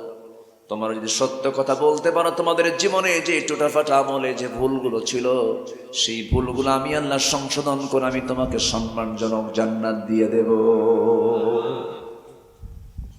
মানুষের গুনাহ হয় সবচেয়ে বেশি দুটো অঙ্গ দিয়ে। মান আযমানু লি মা বাইনা লিহইয়াইহি ওয়া মা বাইনা রিজলাইহি আযমানু লাহুল জান্নাহ আও কামা ক্বালা আলাইহিস সালাতু ওয়াস সালাম। যে ব্যক্তি জিহবা এবং গোপনাঙ্গ লজ্জাস্থানের এই দুটো অঙ্গের যে হেফাজত করবে, আমি রাসূল তার জন্য বেহেশতের জামিন হয়ে যাব। এটাকে কন্ট্রোল করার জন্য সবচেয়ে প্র্যাকটিস করলে কোন মাসে প্র্যাকটিস হয় বলেন? বলেন কোন মাস? রমজান মাসে নিজের বউ হারাম, রোজা অবস্থায় নিজের বউ হারাম। এক সাহাবীর কথা আবার মনে হলো, বলি। এক সাহাবী রোজার মাসে দিনের বেলা স্ত্রী সহবাস করে ফেলেছে। স্ত্রী সহবাস করে নবীর কাছে গিয়ে বলতেছে, হুজুর কাম তো সারছে, কি করছো? হুজুর আমি তো নিজেকে নিয়ন্ত্রণ করতে পারি না, আমি স্ত্রী সহবাস করে ফেলছি। রাসূল বলেন, তাহলে কাম যখন সারছই কাফারা দাও। কি কাফারা? রাসূল বললেন 60টা রোজা একটানা রাখবা, এর মধ্যে একটা বাদ দিলে আবার সেখান থেকে 1 নাম্বার শুরু হবে। এক রোজার জন্য কয় রোজা? বলেন এক রোজার জন্য কাফারা কয় রোজা? তাহলে কি রোজার হুকুম কি দুর্বল? সাহাবী কয়, হুজুর আমার যে বডি হুজুর, এই বডিতে আমার রোজা রাখার কোনো কায়দাই নেই। আমার নবীজি মুস্কি হাসি মারলেন। আমার নবীজি এরপরে বললেন, রোজা যদি না রাখতে পারো, তুআমু মিসকিন ফিদিয়াতু তুআমু মিসকিন, মিসকিনকে 2 বেলা করে 60 জন মিসকিনকে তোমার খাওয়াতে হবে। সঙ্গে সঙ্গে সাহাবী রাসূলকে লক্ষ্য করে বলছেন, ইয়া রাসূলুল্লাহ এটা কেমন করে সম্ভব? আমি তো পারবো না, আমার পক্ষে সম্ভব নয়, আমি কেমন করে খাওয়াবো? আমার তো সে এবিলিটি না, আমি ফকির মানুষ, মিসকিন মানুষ। আমার নবীজি চুপ মেরে থাকলেন, কিছুই বললেন না। কিছুক্ষণ পর একজন নবীর সামনে দাঁড়িয়ে 1 কার্টন ভরা খেজুর নিয়ে এসে বলছে, হুজুর এটা হাদিয়া স্বরূপ আপনার দরবারে দিয়ে গেলাম। নবীজি বললেন, ও সাহাবী রোজাও রাখতে পারবা না, ফিদিয়াও দিতে পারবা না, মিসকিনকে তুমি খাবারও দিতে পারবা না, যাও এই যে 1 কার্টন খেজুরটা আসছে আমি তোমারে দিয়ে দিলাম, তুমি দুস্থদের মাঝে এটা বন্টন করো। সাহাবীকে, হুজুর আমার চাইতে বড় ফকির এই মদিনায় আর কেউ নাই, আমার বাচ্চাগুলো না খেয়ে আছে। রাসূল মুস্কি হাসি মেরে বললেন, যা তুই নিয়ে যা, তুই খা। সুবহানাল্লাহ বলবেন। আমার নবীজি সহজ ছিল। আবার রোজা ভাঙ্গার কি করুন পরিণতি হবে, মূল্যে টের পাওয়া যাবে। আমার নবীজির স্বপ্নের মধ্যে দেখতে পেলেন, নবীজির স্বপ্ন মিথ্যা না সত্য? আমার আপনার স্বপ্ন না, মিথ্যাও না, মিথ্যাও বলা যাবে না, আবার সত্য বলা যাবে না। হ্যাঁ সত্য হতে পারে, মিথ্যাও হতে পারে, এটা কোনো দলিল না, এটা কোনো দলিল না। কিন্তু নবীদের স্বপ্ন কি? দলিল। নবীর স্বপ্ন কি? দলিল। ইন্নী আরা ফিল মানামি আন্নী আযবাহুক ইন্নী রাআইতু 11 কাওকাবা ওয়াশ-শামস ওয়াল কমারা রাআইতুহুম লি সাজিদিন। স্বপ্ন তাদের দলিল। আর আমার আপনার স্বপ্ন কোনো দলিল নয়। আমার হুজুর অমুক স্বপ্নে পাইছে, এটা এটা এটা কোনো দলিল না, এটা কোনো দলিল না। স্বপ্নে পাওয়া কোনো দলিল হতে পারে না নবী ছাড়া। কথা তো অনেক, কতদিকে কথা বলবো আমি, অনেক কথা ছিল এখন। তো আমার নবীজি স্বপ্নের মধ্যে দেখতে পেলেন দুজন ব্যক্তি রাসূলকে দুই হাত ধরে নিয়ে চলে যাচ্ছে, রাসূলও যাচ্ছে। তাকে নিয়ে যেতে একটা পাহাড়ের উঁচায় উঠালেন। নবীজি পাহাড়ের উঁচায় উঠে দেখতে পেলেন কোন এক আল্লাহর বান্দা আদম সন্তানকে দুই পা উল্টা করে বেঁধে দিয়া উপরে ঝুলায় রাখছে, মাথাটা নিচের দিকে। একজন ব্যক্তি তার মুখের ভিতরে চাকু দিয়া ছুরি দিয়া আঘাত করতেছে, রক্তগুলো গড়ে গড়ে পড়তেছে, আবার ঠিক হয়ে যাচ্ছে, আবার তাকে শাস্তি দেওয়া হচ্ছে। আমার রাসূল বললেন, ও আমার ভাই, এই আল্লাহর বান্দার এমন শাস্তি কেন দেওয়া হচ্ছে? এর কারণটা কি? সে কি কোন দোষটা করে এসেছিল?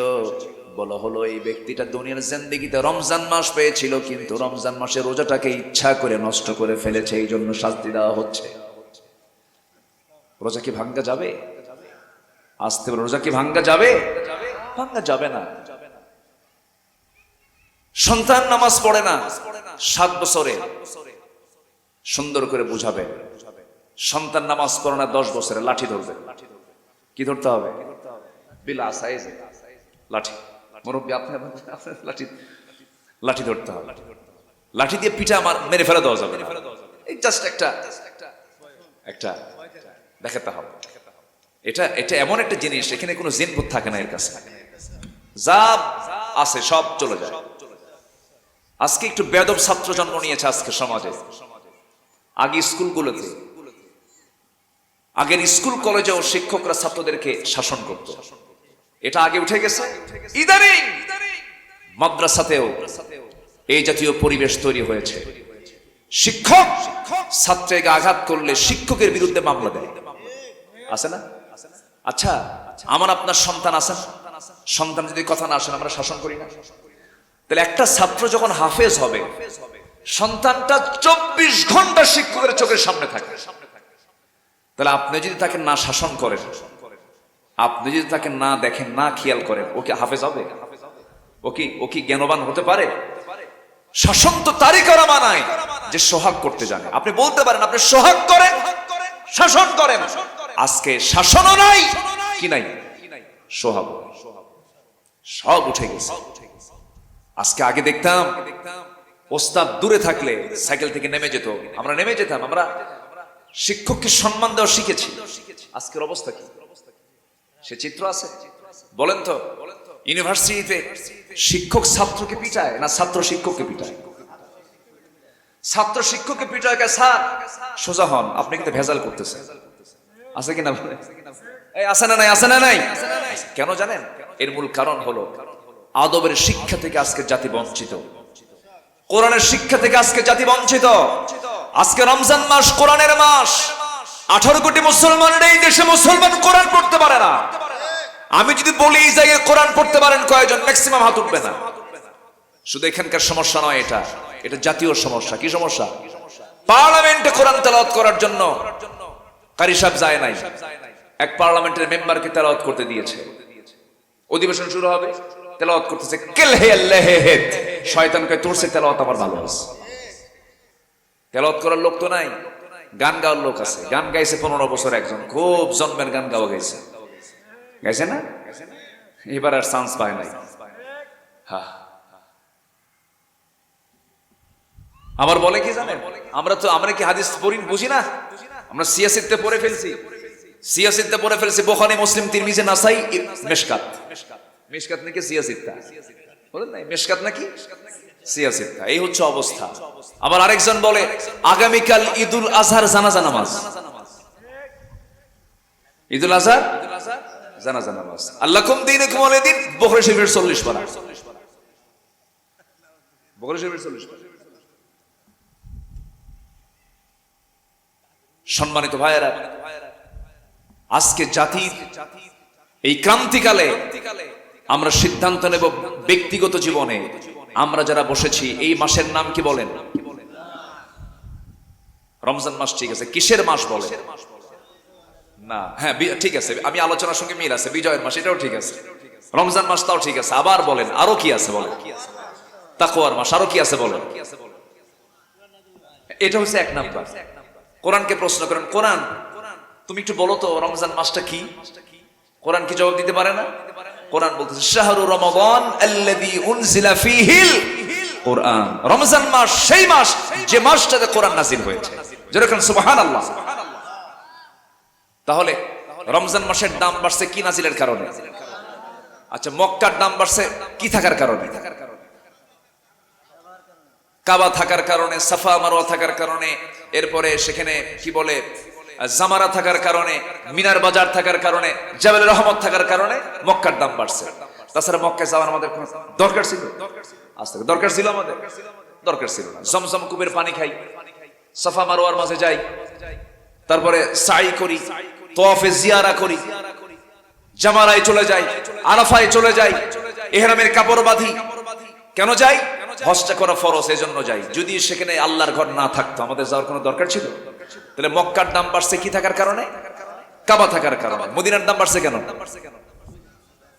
রাসূলের কবর সেখানে আছে, এই জন্য রাসূলের, আমার জীবনের চাইতে রাসূল আমার প্রিয় কম না বেশি? আজ দেখবেন কম না বেশি? এটা কি মন থেকে বলতেছি তো আমরা? শোনেন, আজকে ঘুমানোর আগ দিয়ে আমি একটা আপনাকে মানে জাস্ট একটা ধারণা দিয়ে দিই। ঘুমানোর আগ দিয়ে আজকে চিন্তা করে বলবেন, আব্দুল্লাহ তুই ভালো করে বলতো, মনকে বলবেন, তুই সত্যি করে বল, সত্যি কি তুই তোর জীবনের চাইতে রাসূলকে বেশি ভালোবাসিস? সত্যি করে বল। যদি আপনার মন বলে ফেলে আল্লাহর কসম আমি আমার রাসূলকে আমার জীবনের চাইতে বেশি ভালোবাসি, ওই ব্যক্তি জান্নাতি, জান্নাতি, জান্নাতি। সুবহানাল্লাহ। কিন্তু আসলে কি আমরা ভালোবাসতে পেরেছি? কোথায়? শাতিমে রাসূল, রাসূলকে কত গালি দেয়। এই যে কাল পরশু আমি দেখলাম কোথায় যেন রাসূলকে নিয়ে আজকে আমার দেশে গালিগালাজ দিচ্ছে। যেরকম নাউযুবিল্লাহ। মদিনায় কেন যাই? নবীর কবর সেখানে আছে। ওযু কেন করি? নামাজের কারণে কিসের মর্যাদা? ওযুর মর্যাদা। নামাজ নাই, ওযু নাই, রাসূলের কবর নাই, মদিনার দাম নাই, আল্লাহর কাবা নাই, মক্কার দাম নাই। রমজান মাসেরও দাম হতো না যদি কি নাযিল না হতো। তাহলে এই কোরআন মানলে পরে আমাদের দাম কোথায় যাবে? আমরা কোরআনটাকে মানবো না ইনশাআল্লাহ? আমি এক নম্বর দাবি সবার কাছে করতে চাই, মাহফিল কবুল হয়ে যাবে। যে কজন ভাই এসেছেন আজকের মাহফিলে, আমি সবাইকে বলবো, রমজান মাস এখনো, আজকে 19তম রমজান। যদি কারো মেধা যদি একটু ভালো থাকে, একজন বান্দা কোরআন শিখতে সময় লাগে মাত্র 7 দিন। কদিন লাগে? 7 দিন লাগে। কিন্তু বুড়া চাচাকে যখন বলি চাচা কোরআনটা পড়েন, বাবা মুখে আসে না, পড়তে পারি না বাবা। কাছে দাদা তাহলে যে করটিয়ার মোড়ে, বাইপাসের মোড়ে যে আপনার একটা বিশাল 30% জায়গা আছে, ওটার দাগ নাম্বার কত?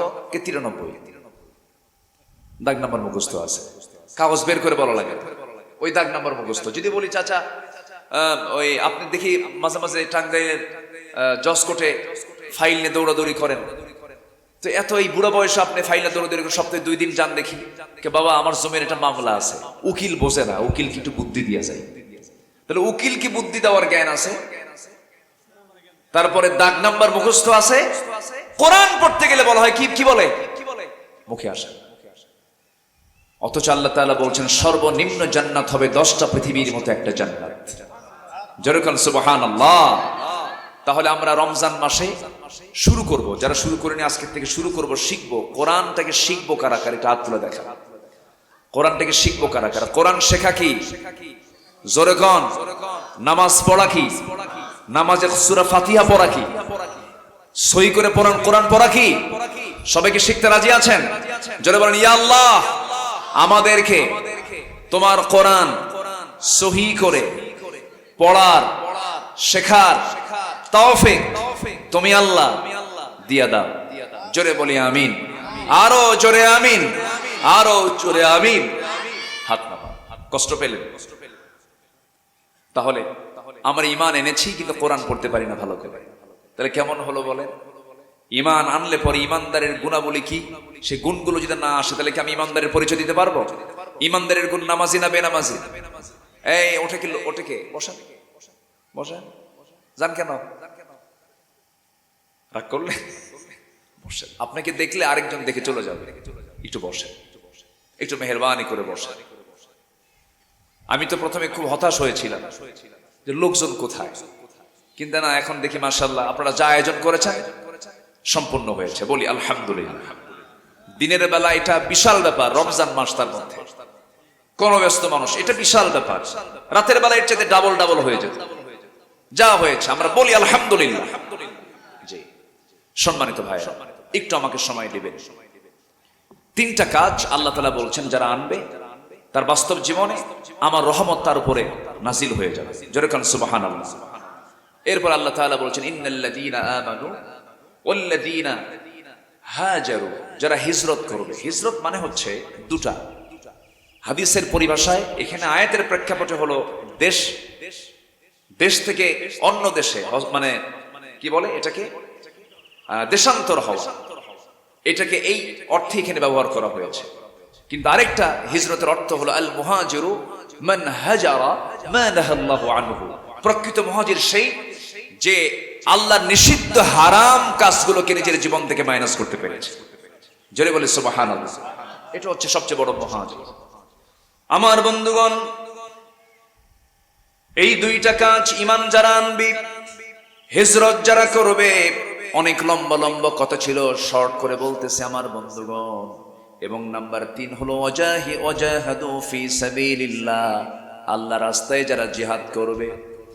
আমার বন্ধুগণ, রমজান মাস জিহাদের মাস, রমজান মাস বদরের মাস, রমজান মাস মক্কা বিজয়ের মাস, রমজান মাস শহীদের মাস। এই রমজান মাসেই 14 জন সাহাবী বদর প্রান্তরে শাহাদত বরণ করেছেন। আমার এই ছোট্ট চোখে আমি আমার এই ক্ষুদ্র জীবনে যতবার মক্কায় গিয়েছি, আমি যতবার মদিনায় গিয়েছি, মদিনা থেকে 80 মাইল দূরে বদর নামক প্রান্তর, শুহাদায়ে বদর 14 জন সাহাবীর লাশ আমার নবীর কবরে শোয়া রেখে তাদের জানাজা পড়ায় রাসূল নিচে তাদেরকে শোয়া দিয়ে চলে এসেছে। মদিনা থেকে রাসূল রোজা ভেঙ্গে ফেলে দিয়ে 17তম রমজানের দিন মসজিদ থেকে বের হলেন। মাত্র 8টা উট আমার নবীজির ছিল, 2টা ঘোড়া ছিল, যুদ্ধ করার জন্য মাত্র 2টা তরবারি ছিল। ওইদিকে 1000 সৈন্যের বিরুদ্ধে 313 জন সাহাবী নিয়ে আমার নবীজি রওনা দিলেন। অসময় একটা যুদ্ধ। রোজা রেখে রেখে দুর্বল হয়ে গেছেন সাহাবীরা। বউ ছেড়ে, সংসার ছেড়ে, ব্যবসা বাণিজ্য ছেড়ে, মক্কা ছেড়ে মদিনায় কেবল হিজরত করেছেন। মদিনায় কেবল নতুন ছোট্ট একটা মদিনা রাষ্ট্র তিনি গড়ে তুলেছেন। যুদ্ধের ডাক চলে এলো, জনসংখ্যা নাই, যুদ্ধের অস্ত্র নাই, খাবার নাই, রসদ নাই, অস্ত্র নাই, কিছুই নাই। আমার নবীজি এরপরও তিনি বিচলিত হলেন না। মাত্র 313 জন সাহাবী নিয়া 1000 সৈন্যের বিরুদ্ধে রাসূল বলে ফেলেন, সাহাবীরা চলো রওনা দেই বদর প্রান্তরের দিকে, আমাদের যেতে হবে। কারণ প্রায় 400 মাইল অতিক্রম করে আবু জেহেল তার বাহিনী সহ সব এসে বদর প্রান্তরে জমা হয়ে গেছে। ওদেরকে মদিনায় ঢুকতেই দেওয়া যাবে না, চলো আমরা রওনা দিয়ে দেই। পায়ে হেঁটে হেঁটে সাহাবে কেরামকে রাসূলের সঙ্গে করে নিয়ে তিনি মদিনার মসজিদ থেকে বের হয়ে গেলেন।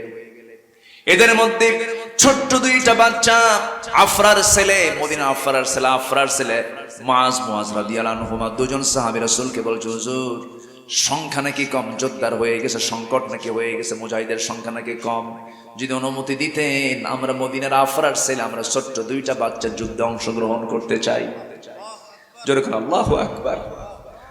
দূর থেকে একজন মহিলা আসে ছোট্ট বাচ্চা নিয়ে, 2 বছরের বাচ্চা, 2 বছরের ছোট্ট শিশু বাচ্চাকে নিয়ে এক মহিলা সাহাবী এসে নবীর সামনে দাঁড়ায় থেকে বলতেছে, হুজুর আমার স্বামী নাই, মারা গেছে, আমার কোনো বড় ভাই নাই, কেউ আমার কাছের আপনজন বলতে কেউ নাই, যোদ্ধার সংখ্যা নাকি কম হয়ে গেছে হুজুর, এই ছোট্ট 2টা আমার বাচ্চা 2 বছরের, এই বাচ্চাটাকে আপনার কোলে দিয়ে গেলাম, এটাকে আপনি ঢাল বানায়া নিয়ে। আমার নবীজি সন্তানটাকে কোলের মধ্যে নিয়ে দোয়া করে দিয়ে বললেন, সাহাবী ও মহিলা, সন্তানের জন্য তুমি যে নিয়তটা করেছো আল্লাহ তোমার নিয়তকে কবুল করে নিয়েছেন, যাও সন্তান নিয়ে যাও, কিন্তু তুমি মুজাহিদের মা হয়ে গেছো। তার হাতে তুলে দিলেন। আমার নবীজি ছোট্ট দুইটা বাচ্চার কথা শুনে খুব খুশি হলেন, কিন্তু রাসূল বললেন না, ডিসঅ্যালাউ করলেন, হবে না। কিন্তু বড়জন বলে, হুজুর ও তো ছোট আছে, আপনি আমাকে পারমিশন দেন। রাসূল বললেন না, দেওয়া যাবে না। হুজুর আমি ওর চাইতে বড় আছি। ছোটজন বলে, হুজুর ওকে পারমিশন দিলে কিন্তু আমাকে বাদ দেওয়া যাবে না। কেন? ওর বডি বড় কিন্তু আমার গায়ে শক্তি বড়। রাসূল বলেন, তাহলে আমি কেমনে বুঝবো এটা? হুজুর মারামারি লাগায় দেন। মারামারি লাগায় দিলেন। বড়জন ছোটজনকে নিচে ফেলে দিয়েছে। ছোটজন বড়জনের কানের মধ্যে মুখ ঢোকায় বলে, ভাই সব তো তুমি জানো, একসঙ্গে খাই ঘুমাই খেলাধুলা করে, আমার যুদ্ধে যেতে দিবা না, শক্তি একটু কমায় দাও। বুকের উপরে উঠে বসলেন। নবীজি মুস্কি মুস্কি হাসি দেন, কিন্তু চোখের কোনাবে টপ টপ করে পানি পড়ে। আমার নবীজি ছোট্ট দুইটা বাচ্চাকে কোলের মধ্যে নিয়ে আকাশের দিকে তাকায় তাকায় বলতেছে, আশাকা আকাশের মালিক, আমরা সাহাবী, আমি রাসূল আমার সাহাবীদেরকে নিয়ে আমি লক্ষ্য করছি পেটে খাবার নাই, রোজা রাখছে, গায়ে কোনো শক্তি নাই, কিন্তু ইমানটা দারুণ মজবুত রে আল্লাহ। এই ছোট্ট দুইটা বাচ্চার গায়ে শক্তি নাই, কিন্তু ইমানি জজবাটা আছে, আমি এদেরকে পারমিশন দিয়ে দিলাম। ওই দুজনকে সহ 313 জন রাসূল মদিনার প্রান্তরে, মদিনা থেকে সেই চলে গেলেন গাজওয়ায়ে বদর। বদর নামক প্রান্তরে চলে গেলেন। বদর প্রান্তরে দাঁড়ালেন। যে জায়গায় দাঁড়িয়েছেন সেই জায়গাটা ছিল বালুর জায়গা, হাঁটু পর্যন্ত পা গেড়ে যায়। এমন সময় সাহাবায়ে কেরাম বলছেন, ইয়া রাসূলুল্লাহ, যুদ্ধ করতে আসলাম আল্লাহর পথে, পা যদি হাঁটু পর্যন্ত গেড়ে যায় বালুর মধ্যে, আমরা যুদ্ধ করব কেমনে?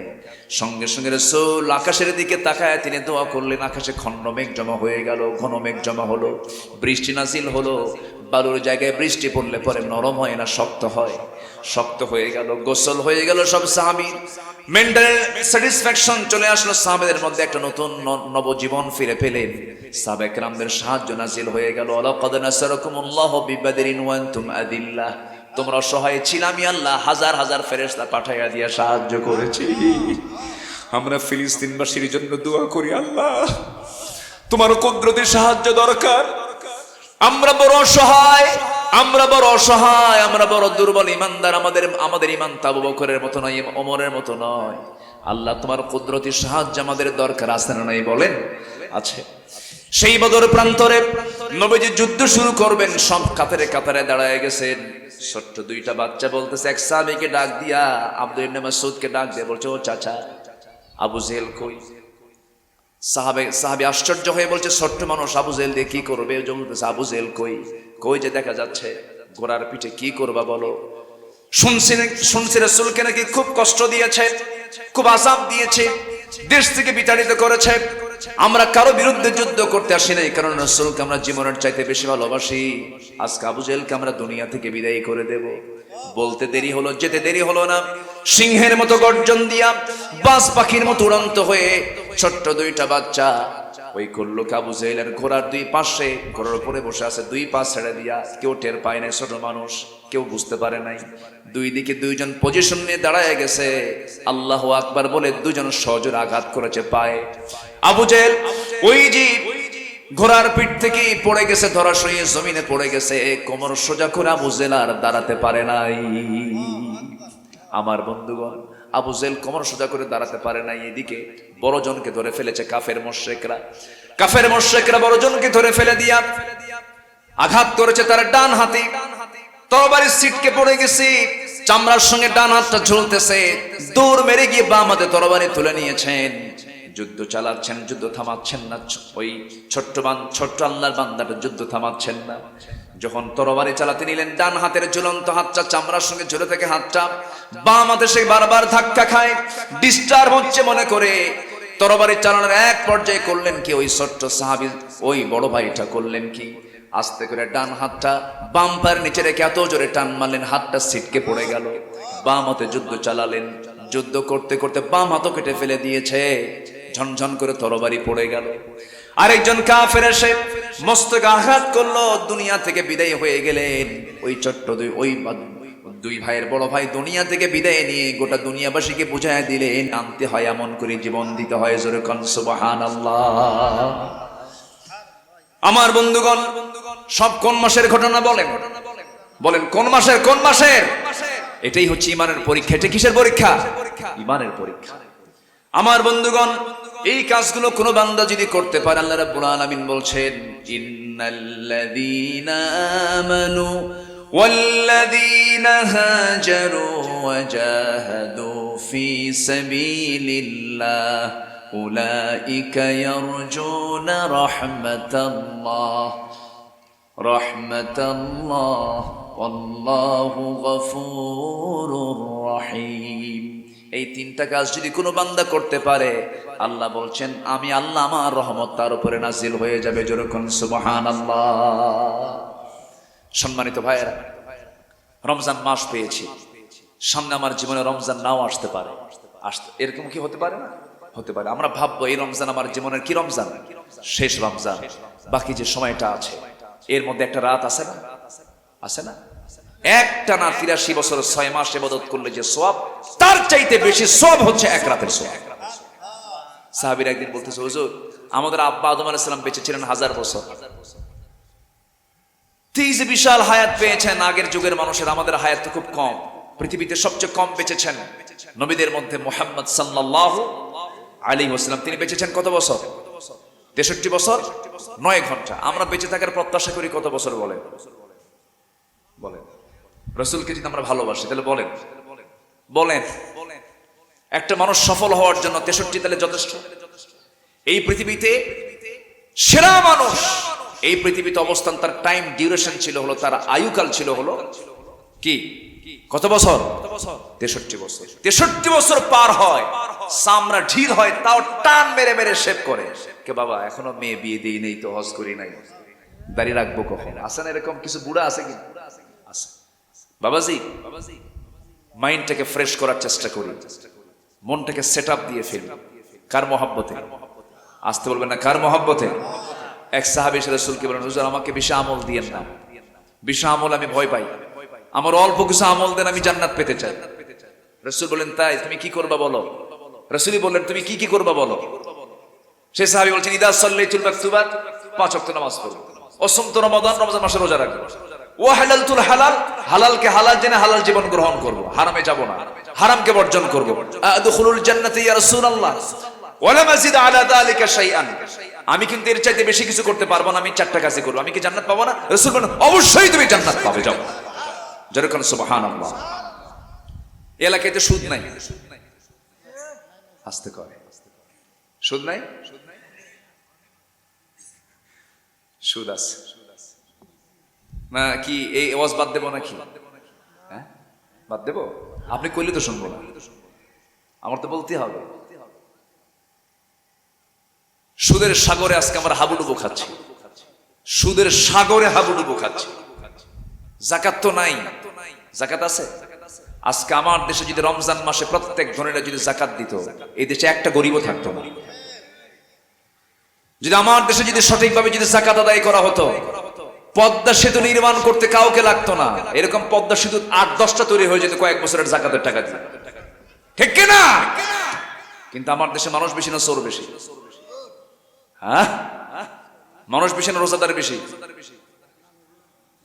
এখন মানুষ বেশি।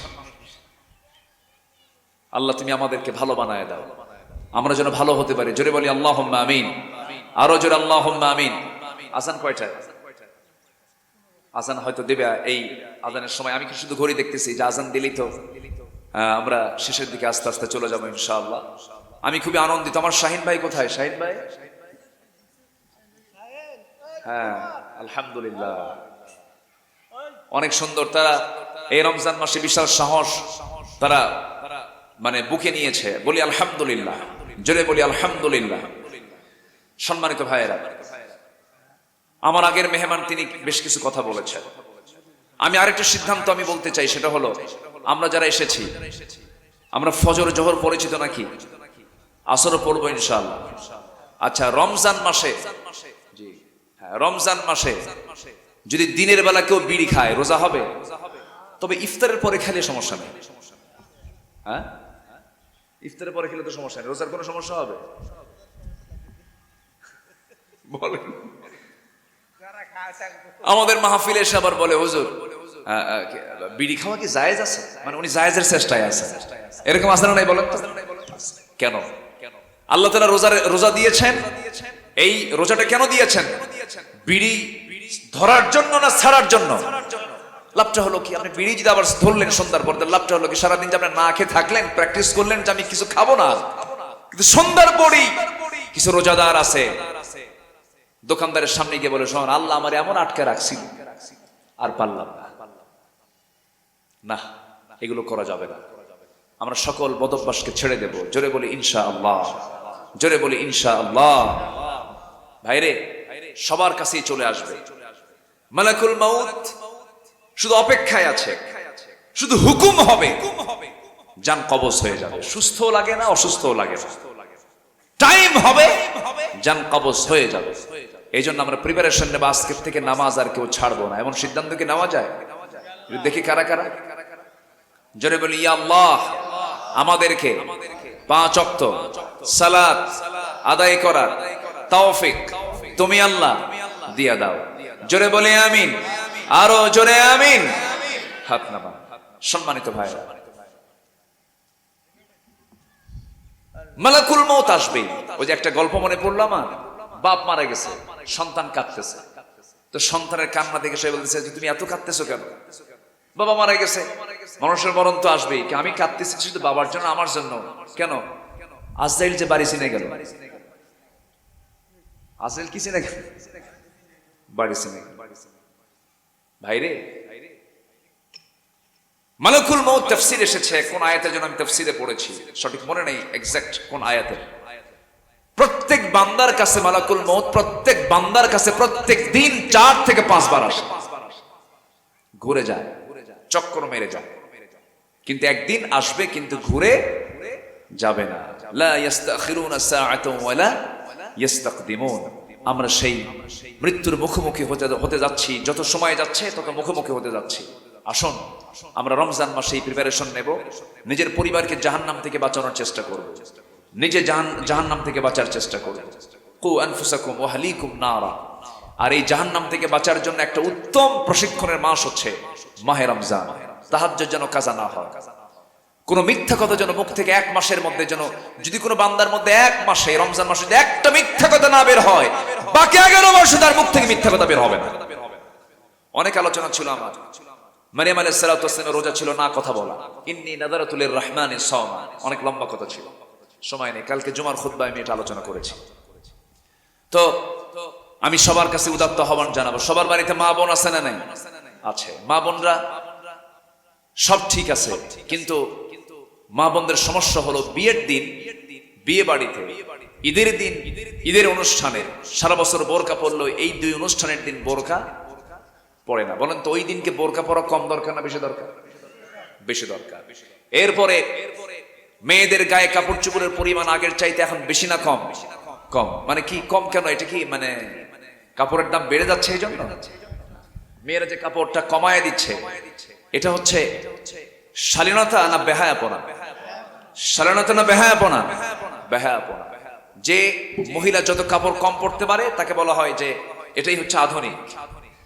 আচ্ছা, যদি কাপড় খুলে যদি আধুনিক হওয়া যায়, পৃথিবীর কোন জন্তু প্রাণীর মধ্যে কোনো কাপড় চোপড় আছে? তাহলে আধুনিক সবচেয়ে প্রাণী কারা? ওই জন্তু, কুত্তা, শিয়ালি তো আধুনিক হওয়ার কথা। বেশরম এগুলো, বোঝে না। আল্লাহ তুমি প্রত্যেক মা বোনদেরকে, এলাকার প্রত্যেক মা বোনদেরকে পর্দায় থাকার তৌফিক দিয়ে দাও। আচ্ছা, পর্দাটা মূলত হচ্ছে দূরের মানুষের সঙ্গে যতটুকু পর্দা, কাছের মানুষের সঙ্গে পর্দার পরিমাণ কমানো দরকার না বাড়ানো দরকার? বাড়ানো দরকার। বিশেষ করে চাচাতো ভাই, মামাতো ভাই, খালাতো ভাই, দুলা ভাই দেখা করা জায়েজ? অনেকে চুপ করে আছে। দেখা করা জায়েজ নাই। দুলা ভাইয়ের হুন্ডায় চড়ে এমন শালী মনে হয় টাঙ্গাইলে নাই। আছে?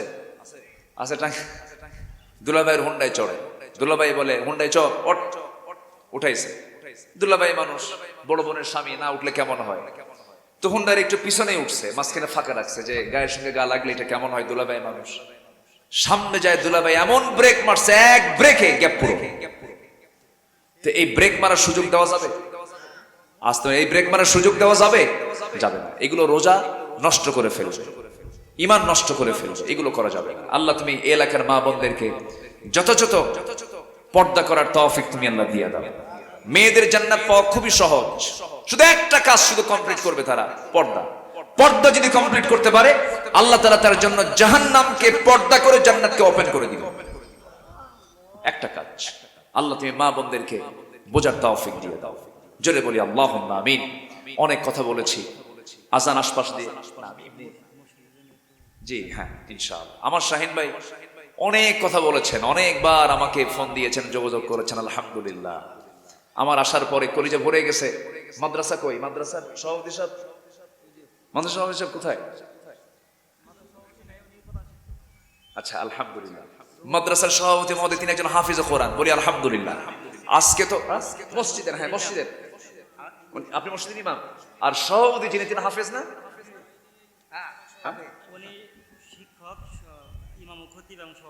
আলহামদুলিল্লাহ হাফেজ। জি আলহামদুলিল্লাহ। আচ্ছা বলেন তো, বাংলাদেশে ম্যাক্সিমাম মসজিদ কমিটির সভাপতি নামাজি না বেনামাজি?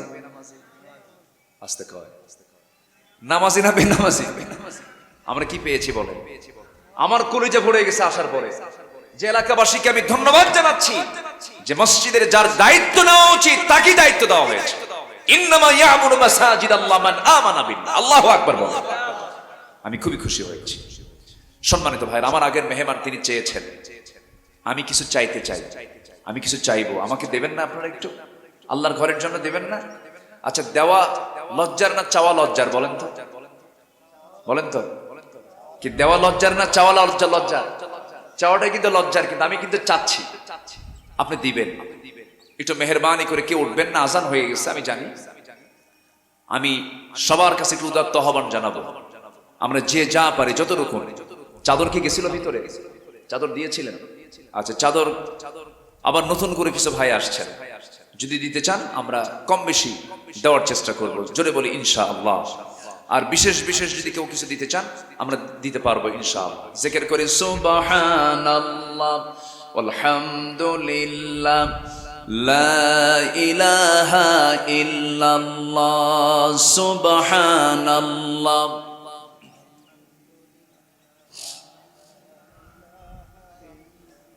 আর যারা সুবহানাল্লাহ আলহামদুলিল্লাহ লা ইলাহা।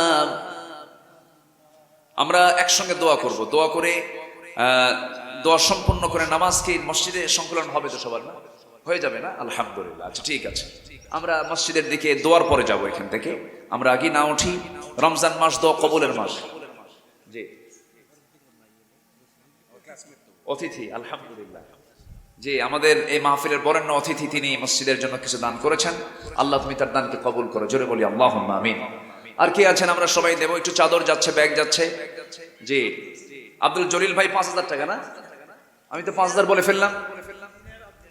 আব্দুল জলিল ভাই আমি 5 বলে ফেলছি। জি 5,000 টাকা। জোরে বলি মারহাবা। আল্লাহ কবুল করুন, আল্লাহ কবুল করুন। জোরে বলি আল্লাহুম্মা আমিন। আর কে আছেন আমরা একটু মেহেরবানি করে দিলটা নরম করে। আমার আগের ভাই বিপ্লবী ভাই খুব সুন্দর করে কালেকশন করেছেন। এক একজন তো এক একটা কাজে এক্সপার্ট থাকে। অনেক সুন্দর তিনি সুরের মূর্ছনায় তিনি চেয়েছেন অনেকক্ষণ ধরে। তো এখন আমার এই শেষ ক্লাসে এসে, শেষ সময় এসে আমি সবার কাছে একটু আরজ রাখবো, একটু দিলটা নরম করে জান্নাতের একটা বিল্ডিং, জান্নাতের একটা ঘর আমার জন্য প্রস্তুত করার নিয়তে যে যতটুকু পারি আমরা দেওয়ার চেষ্টা করবো ইনশাআল্লাহ। আলহামদুলিল্লাহ আলহামদুলিল্লাহ। যেমন এই আমি মনে হয় কষ্ট দিয়ে ফেললাম না তো আব্দুল জলিল ভাই? না আচ্ছা ঠিক আছে আলহামদুলিল্লাহ। ইঞ্জিনিয়ার আব্দুল জলিল, আল্লাহ তুমি তার সকল দানকে কবুল করো, পরিবারকে কবুল করো, সমস্ত বালা মুসিবত থেকে তুমি আল্লাহ তাকে এবং তার পরিবারকে হেফাজত করো, নেক মাকসুদকে তুমি আল্লাহ মঞ্জুর করো। জোরে বলি আল্লাহুম্মা আমিন। আর কে আছেন আমরা দিলটা নরম করে সবাই দেব ইনশাআল্লাহ। জিকির করেন সুবহানাল্লাহ আলহামদুলিল্লাহ লা ইলাহা। আর জোরে লা ইলাহা ইল্লাল্লাহ লা ইলাহা সুবহানাল্লাহ আলহামদুলিল্লাহ।